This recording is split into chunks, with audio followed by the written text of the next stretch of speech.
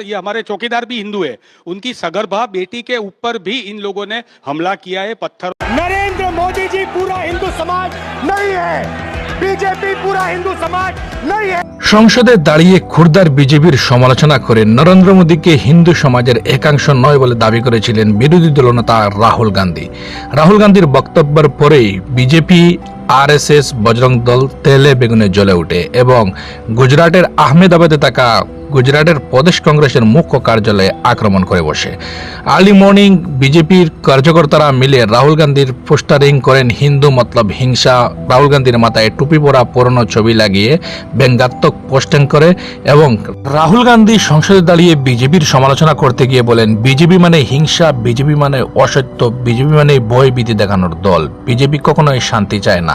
নরেন্দ্র মোদী এখন পর্যন্ত কেন শান্তি ফেরাতে পারছেন না মণিপুরে? মণিপুর কি ভারতের প্রদেশ নয়? এভাবেই আক্রমণাত্মক করে বসেন নরেন্দ্র মোদীকে সামনে রেখে সংসদে দাঁড়িয়ে বিরোধী দলনেতা কংগ্রেসের প্রাক্তন সভাপতি রাহুল গান্ধী।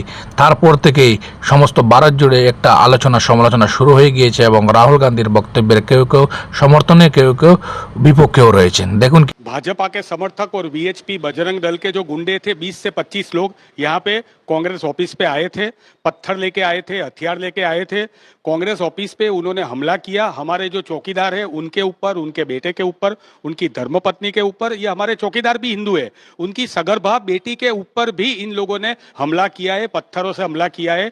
ये कायरतापूर्ण हमला है। ये हमला ही साबित करता है कि राहुल गांधी ने कहा था कि हिंदू कभी हिंसा नहीं कर सकते। ये लोग नकली हिंदू है, ये लोग हिंदुत्व का सर्टिफिकेट बांटने के लिए यहाँ वहाँ घूमते हैं।